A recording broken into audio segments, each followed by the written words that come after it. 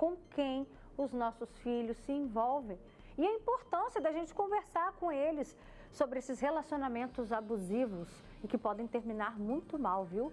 Essa menina, a família dela, para pensar, deve estar sofrendo muito. E esse é o nosso assunto de agora. Vamos bater um papo sobre isso? Já viveu alguma situação parecida? Ou então o que você faria diante dessa cena? Manda pra gente seu comentário aqui no nosso WhatsApp. Aqui no nosso estúdio a gente recebe a psicóloga Gisélia Freitas. Obrigada, Gi, pela sua presença. Uma boa tarde. A Alessandra e a Adriana, que são mães de meninos, de meninas, e vão contar pra gente, né, diante disso que aconteceu. Eu também sou mãe de menino e menina e eu fiquei assim, horrorizada, até porque um dia nós já fomos também adolescentes, a gente entende, né, o momento da paixão, o momento que a gente se encanta por alguém, mas depois vem essa frustração. Você conversa sobre esse assunto com seus filhos, Adriana? Sim, lá a gente conversa. Eu falo que nós trocamos o quarto pelo tempo de mesa, né? Porque eles passam muito tempo nas redes sociais, então nós trocamos isso pela mesa, trazer para que sejam feitas, né? A gente consiga falar com eles, dar conselhos, né? Estar com eles, vendo também o celular, até porque tem crianças, né? Adolescentes que têm um segundo perfil do Instagram, né? Não tem só o deles, né? Então lá a gente conversa muito com eles. Para você, vendo essa história, é mais uma preocupação que a mãe passa a ter? É uma preocupação. E eu costumo dizer que, como pais, nós ficamos muitas vezes de pés e mãos atadas, porque eles só vão até onde nós só vamos até onde eles permitem.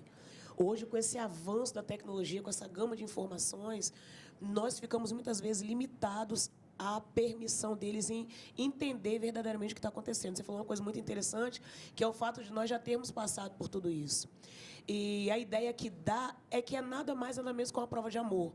Na minha época, por exemplo, era o tal do deixa eu botar a mão no seu peito, e a gente ficava, ai meu Deus, não, deixa eu ver o bico do seu peito, né? Tinha essas coisas, né? Do tipo, uma foto era uma coisa muito grande que tinha que revelar. Mas hoje está tudo muito acessível. E a ideia do nudes, a ideia do nu, ela é uma ideia, de certa forma, bonita. Porque tudo que nós vemos de famoso, é desnudo. E as pessoas, as meninas, né, e os meninos também, porque hoje, né, precisam entender que essa nudez televisiva, ela é recompensatória. Mas muitas vezes essa pessoal, ela é vexatória. E se você não tem condições de arcar com as consequências dessa decisão, dessa exposição, você precisa, no máximo, se resguardar, sabe? Resguardar o seu corpo. E confiar naqueles que podem te ajudar, que são seus pais. Na nossa época, a gente não tinha essa história de nudes. Não. Né? A gente estava conversando isso aqui nos nossos bastidores, e aí a gente vê essa geração trocando, aceitando, seja na vida física, real, ou igual a gente viu aqui nesse caso, ou seja, no mundo digital. Né? Como é que a gente vai argumentar para os nossos filhos sobre esse assunto, Gisélia? Sendo que a gente também não teve essa vivência nessa parte. Manda uma foto sua, vamos fazer um vídeo junto. Como é que é isso? Não tivemos, né? Minha época era o orelhão. Então, mas temos que inserir nessa realidade, nessa transformação. Elas colocaram muito bem. Então, esse mundo conectado, hoje o mundo é virtual. Eles jogam virtualmente, fazem amizade, namoram, né? E hoje o namoro está muito mais próximo por conta da tecnologia. Eles entram em chamada de vídeo, se fala antes de dormir, fala ao acordar e fica muito fácil a troca de fotos, dessa intimidade, registrar essa intimidade. Então, o diálogo é muito importante. Mesmo que esse filho é uma idade, né, 14, 15, 16, 17, muito complicado de entrar. Por isso que a construção desse diálogo tem que ser o mais cedo possível, bem no início. Olha só, daqui a pouquinho, então, a Gisele vai ensinar pra gente, mostrar, né, caminhos, como que a gente consegue trazer os filhos para perto e fazer com que eles nos contem, caso venham passar por uma situação dessa. A gente vai dar uma pausa aqui rapidinho, então, no nosso estúdio para mostrar para vocês, já que a gente está falando de adolescentes, o Instagram fez mudanças importantes para esse público. A partir de agora, os pais poderão controlar as configurações do perfil. Sempre que pode, a Maria Luísa gosta de acompanhar as novidades pelas redes sociais. Eu gosto bastante de ver as coisas dos meus amigos, das minhas amigas e de assistir vídeos de maquiagem, de unha. Mas a mãe dela fica de olho. A Júnia acompanha de perto os conteúdos que a Malu acessa. Na nossa casa, tanto eu como meu esposo, a gente tem acesso à rede social dela, a gente tem o login e a senha, então a gente consegue acompanhar com quem ela conversa, o que ela está postando, o que está acontecendo ali. A partir desta terça-feira, o Instagram vai implementar aqui no Brasil e em outros países da América Latina a conta adolescente, que vai configurar os perfis de usuários com menos de 18 anos. As restrições foram anunciadas em setembro do ano passado, por conta de processos judiciais e críticas relacionadas aos impactos e riscos das redes sociais na saúde mental dos menores. Todas as contas serão privadas. Os usuários só vão receber mensagens e marcações de seguidores. Os adolescentes não vão mais receber notificações entre 10 da noite e 7 da manhã. Menores de 16 anos só vão poder mudar as configurações com autorização dos pais ou responsáveis que terão as contas vinculadas. Os pais poderão acompanhar com quem os filhos conversam, o que consomem e limitar o tempo de uso. Haverá restrição de alguns tipos de conteúdo, conteúdos, por exemplo, perigosos, conteúdos que mostram cirurgias. Então, as crianças, junto com os pais, deverão ter um momento agora de entender o porquê não está aparecendo mais. Então, também isso vai criar nas famílias um momento de discussão sobre o que você pode ver e o que você não pode ver nas redes sociais e por que você não pode ver. Para a Júnia, a mudança é essencial para a segurança e desenvolvimento dos adolescentes. Vendo diretamente o que está acontecendo, quais são os diálogos, a gente consegue selecionar e refinar, digamos assim, né, com quem está conversando, se é uma conversa adequada ou não. Isso eu acho muito, muito importante para a saúde deles também, né? Tudo isso é muito importante e muito bem-vindo, né? Até porque, de acordo com o que a gente está aqui debatendo hoje no nosso estúdio, a gente sabe, esse perigo que a gente está debatendo existe tanto no mundo real aqui no dia a dia e também no mundo virtual. E aí, voltando então mais para o foco do nosso assunto, como é que fica esse desafio, né, da gente tentar trazer os nossos filhos para perto e fazer com que eles nos contem, né, caso algo aconteça? Vocês teriam a certeza que os filhos de vocês contariam caso eles fossem chantageados por conta de fotos, por conta de nudes, vídeos? Você tem essa certeza? Você consegue ter? Eu acho que eles teriam medo, né, de me contar. Mas a gente tem tentado, né, trazer eles para perto e saber que eles têm que confiar na gente, né, como a mim, como mãe, né, como o pai também. Então, ter essa relação, né? Eu falo que hoje muitas mães, né, estão fora de casa, né? Eu já estou dentro do meu lar, mas estão fora de casa, então trabalham o tempo inteiro. Então, quando chega em casa, às vezes não tem tempo, né, de estar olhando. Mas é muito necessário que faça, né? Não deixar, né? Não perder a criança, né, para os jogos, nem para o Instagram. Né, não perder essa criança. Você consegue fazer esse controle? Sim, a gente controla lá. Entrar, olhar. Entrar, olhar. Quando eu falei do segundo Instagram foi porque eu descobri, né, a utilização, fuçando, eu descobri o segundo, né, dos meus dois, não era só de um. Então, para que esse perfil, né? Então, a gente foi para poder estar buscando e ficando mais próximo mesmo deles. E você teria certeza de que seus filhos te contariam algo? Menina, então, voltando para a sua fala, né, de trazer eles para perto da gente o mais cedo possível, você se lembra que existe uma construção muito antes dessa evolução tecnológica, né, dessa revolução tecnológica. Então, a nossa construção foi muito baseada no medo. Se fizer, eu vou te bater. Se eu pegar, eu vou te castigar. Papai do céu castiga. É toda uma criação, uma concepção baseada no medo e na punição. Então, eu acho que se hoje acontecesse, ia ter que ter um negócio assim, como você falou, terrível. Não tenho mais para onde correr. Mãe! Chegou no extremo, né? Chegou no extremo. Mãe!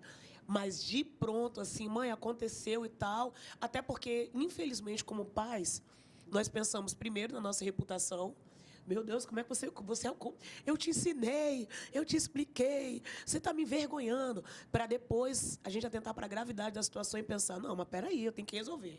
Mas até aí já foi muita coisa. E aí acaba que tudo isso provoca um medo nesse adolescente em vir trazer, né, o que aconteceu para o pai e para a mãe. Sim. Mas a gente também entende esse desespero que a Alessandra trouxe, Gisélia, de tipo, o que você fez? Eu te ensinei, falei tanto para você não fazer, você enviou nudes para essa pessoa, como assim? E a gente fala, né? E fala. Eu acho que eu dava uma surtada antes, né? Mesmo com todas as teorias psicológicas da minha cabeça, porque é uma reação inerente, às vezes, à maternidade ou à paternidade. Mas o mais importante é tentar construir o mais cedo possível. Segundo, por mais que ele seja fechado, deixa aberto para quando acontecer, ele vai correr para a mãe, vai correr para o pai, que ele tenha essa segurança. Eu vou levar vou escutar mas eu preciso me assegurar. E terceiro, dependendo da idade, tem que olhar, tem que investigar, tem que controlar. E o mais importante, isso que a gente está discutindo aqui, tem que chegar até eles. Eles têm que ver que isso acontece na vida real. Porque fica apaixonado, mas ele não vai acontecer nunca comigo, ele é tão carinhoso, ele é tão gente boa, é só uma fotinha, né? E eu desaconselho mulheres, hoje em dia, as coisas estão tão loucas, Robertinha, que eu desaconselho até que já é casado. Depois separa, a pessoa dá um ataque, usa aquelas fotos, aqueles vídeos. Eu não sou a favor. Mas cada um com a sua intimidade, eu sei que isso faz parte, mas é um risco danado, né? E olha, nesse caso que a gente está repercutindo hoje aqui, tem um detalhe. Segundo a polícia, essa jovem não sabia que ela estava sendo filmada. Então, quer dizer, será que isso pode ter um peso ainda maior no entendimento da justiça? Para a gente tirar essas dúvidas, então, a gente vai conversar com o advogado, doutor Rivelino Amaral. Ele vai participar com a gente agora por ligação de vídeo. Doutor, primeiramente, né, numa situação como essa, uma jovem que está sendo extorquida pelo ex-companheiro, dessa maneira, o que ela pode fazer de imediato? Então, Roberta, boa tarde a todos. Por mais estranho que possa parecer, isso está ficando comum na nossa sociedade, tá? A gente tem casos e mais casos dessa natureza, de vídeos e de ameaça, via de regra do homem contra a mulher, em troca de sexo e até mesmo em troca de dinheiro. Olha, se você não me pagar X, eu vou divulgar o vídeo no grupo tal e grupo tal. Então, quer dizer, isso, infelizmente, está virando uma prática quase comum. O que as pessoas precisam fazer, respondendo a sua pergunta?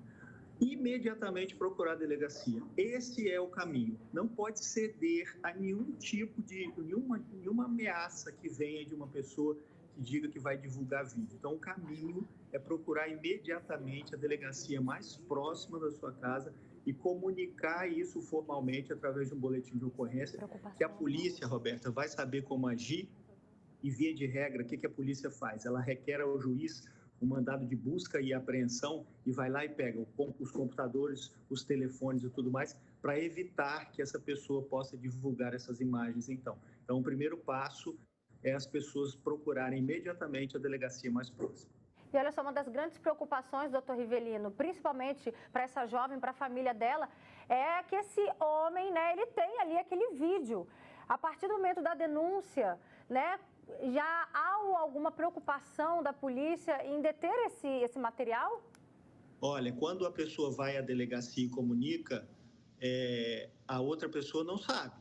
Ela vai ser surpresada com uma ação da polícia de busca e apreensão. Então, vamos imaginar que a pessoa busque a delegacia hoje. Mais tardar amanhã ou depois da manhã, a polícia já vai ao local e já apreende absolutamente todos os equipamentos eletrônicos e fica apreendido em um processo. E essa pessoa vai responder a esse crime de divulgação de imagem e tantos outros de extorsão que eventualmente tenha acontecido, e aí cada caso é um caso. Mas o caminho é procurar a delegacia não vai comunicar a ele absolutamente nada, a delegacia vai surpresar ele com a apreensão dos celulares, dos computadores, para evitar que essas imagens sejam divulgadas. E o que a gente precisa pensar de imediato é que se um vídeo desse, se uma imagem dessa cai nas redes sociais, se são divulgados aí nos grupos, isso já era, né? O prejuízo é irreparável e incalculável, né? Por conta do alcance da internet. A gente não sabe aonde essa imagem pode chegar. Então, o caminho das pessoas não é ceder, não é trocar absolutamente nada, é buscar o Estado, através da polícia, comunicar através de um boletim de ocorrência, que a polícia certamente vai saber agir, vai agir a tempo suficiente para que isso não aconteça. Tá certo, doutor Rivelino. Obrigada pela sua grande contribuição com a gente. Eu que agradeço. Sobre esse assunto, viu? Uma boa tarde. E a gente continua aqui o nosso bate-papo. Gisele, aí a gente foi falando ali com o doutor Rivelino, a gente já foi pensando no psicológico dessa menina. Sim. Importante também. 16 anos. As consequências são as mesmas para qualquer tipo de violência sexual. Né? Então, não só o constrangimento, o medo, a sensação de frustração, prejudica a autoestima e há consequências até em futuros relacionamentos, porque ao amadurecer e ter contato com outras pessoas, vai estar sempre tendo essa suspeita, vai estar tendo medo, né? É muito difícil você, quando começa a namorar, principalmente quando você é jovem, buscar antecedentes criminais, saber quem é aquela pessoa primeiro. A gente se entrega de corpo e alma. Isso é uma consequência hoje que precisa ser muito estudada. Agora, é importante a família acolher, né? Depois de feito isso tudo, acolher, conversar, buscar acompanhamento psicológico, por que não, né? Cada um tem uma forma de lidar com aquilo, né? E tem pessoas que são mais sensíveis que a outra, outros são mais resilientes, conseguem ser blindados psicologicamente por esses eventos que acontecem na sua vida, na adolescência, outros não. Então, eu sempre oriento a família, pergunta se aquela pessoa quer ajuda. Às vezes não quer conversar com o pai, com a mãe, tem vergonha, mas conversa com um profissional, tá? Então, hoje tem esse mercado muito farto e aberto para esse tipo de procedimento e eu sugiro que isso seja feito. Mesmo que senão ela tá boa, já voltou com as amiguinhas, tá brincando, será? Isso se esconde. Ela precisa de apoio, ela precisa de proteção, com certeza. E você aí de casa, manda pra gente a sua opinião. Você concorda com essa modinha, né? De trocar nudes, são as imagens íntimas, vídeos, fotos. Manda pra gente a sua opinião sobre esse assunto. Seus filhos já passaram por alguma situação? Pode deixar que a gente vai preservar também a sua identidade se você pedir, viu? Tem uma mãe que fala aqui, olha, converso muito com meus filhos. Às vezes ele acha que eu sou boba, que eu não entendo as coisas, mas tá aí o perigo. Outra mãe fala também com a gente. Tem uma outra pessoa aqui dizendo, olha, Roberta, eu sou homem, me assumi homossexual para minha mãe aos 18 anos e sempre tivemos um diálogo muito bom para que justamente não acontecesse esses tipos de coisas. Minha mãe sempre com mente aberta e mesmo com tudo isso eu acabei sendo vítima de um ex, tá, em fotos que trocamos quando terminamos e ele ficou me extorquindo, pedindo coisas, senão eu iria vazar as fotos. Eu, por medo, acabava cedendo o que ele queria. Meu Deus, manda pra gente aqui contando como que terminou essa história, afinal das contas. Tem uma outra pessoa que diz aqui, olha, o Tiago diz, minha filha de 6 anos falou que quer ser adulta e ter namorado. Eu pedi para ela pegar a botija de gás. Ela disse, é muito pesada. E ela era criança, né, 6 anos. Expliquei que tem coisas que criança não pode fazer, inclusive namorar. Usei isso de exemplo, né? Mas a vontade era dar um brigueiro, o pai fala aqui. Mas é verdade, né? Uma carga que ainda não consegue suportar. Ah, curiosidade de pegar? Mas pegou, pesou, é isso aí. A Isabel também fala, Roberta, tinha uma pessoa passando como se fosse uma menina de 12 anos, pediu para ser minha amiga no Instagram, amiga da minha filha, né, de 7 anos. Aí depois fez uma ligação de vídeo para ela, mostrando filme pornográfico pela televisão para minha filha ver. Daqui a pouco eu vou ler mais comentários. E aí a gente também tocou aqui num ponto importante com as mães. A gente fala muito voltado para a menina sendo vítima, geralmente, né, que acaba sendo aí a maioria dos casos. Mas a gente conversa com os meninos sobre não fazer isso. Imagina se você pega um filho seu fazendo, né, uma chantagem com uma namoradinha. Ah, meu Deus. Você conversa com seu filho também, essa outra ótica, você como mãe de menino e mãe de menina? Também. Lá a gente conversa sobre isso e fala, né, para que não tenha, não use, né, isso daí como exemplo, né? É mais difícil falar desse assunto para menina ou para menino? Eu acho que para o menino é mais difícil. A Por quê? menina é mais fácil ela entender a gente, né? A gente como mulher explicar, e para o menino, porque tem aquela parte do, eu sou homem, né? Eu posso, eu quero fazer, né? Então achar bonito com os colegas. Então a gente orienta para que não faça, não exponha ninguém, né? Não exponha nenhuma. E você também reforça isso com o menino? Nós temos uma menina e 2 meninos. E a menina era aquele medo dela ser a vítima da situação, né? Mas a nossa cultura, ela é terrível. A cultura, vou falar de Brasil porque é aqui que eu moro. a nossa cultura ela é extremamente machista. Então, a ideia do homem, desde pequenininho, tá? Eu achei que isso fosse uma construção, mas não é. Porque eu não criei assim. Mas a ideia do menino, ela é uma ideia machista. Então, você tem que estar trabalhando na mente dele o tempo todo que não deve fazer e que não é justo. E que se tem alguém fazendo, não é normal. Porque a ideia que eles têm é que não, a menina que deu mole. E não é a menina que deu mole. Chegou até você, a responsabilidade é sua. O que você vai fazer com isso? Porque vai ter consequências para ela, mas vai ter para você também. E a cultura diz que para o homem nunca dá nada.